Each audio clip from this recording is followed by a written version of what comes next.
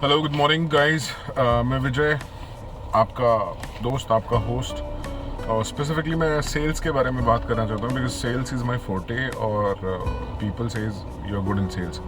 तो सेल्स की कुछ छोटी मोटी टिप्स हैं जो मैं आपके साथ शेयर करना चाहता हूँ। नंबर वन, कोई भी अगर सेल्स करना चाहता है तो sales is not a pitch, sales is not a kind of technique. Sales एक आर्ट है। You have to understand lots of things about the sales.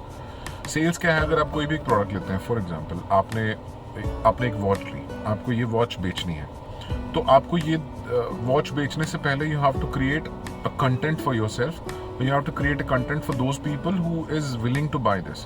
तो सेल्स में सबसे इम्पोर्टेंट पार्ट है कि आपको वो बेचना किसको है। सेल्स में सबसे इम्पोर्टेंट पार्ट है कि आपका खरीदार आपसे वो चीज़ क्यों खरीदेगा।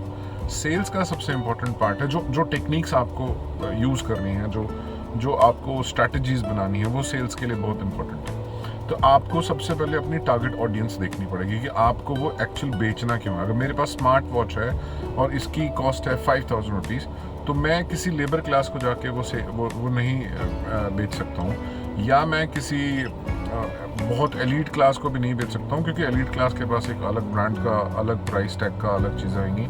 लेबर क्लास के पास में 5000-7000 रुपये तक की चीज़ें नहीं मिलेंगी, वो अपने कैपेसिटी के हिसाब से खरीदेंगे।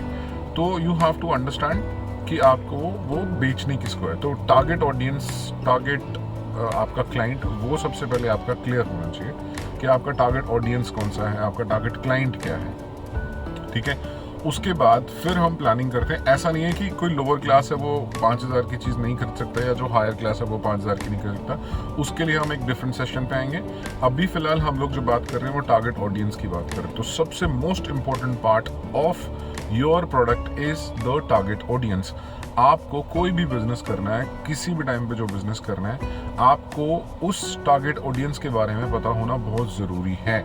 This is my first advice for the sales guys.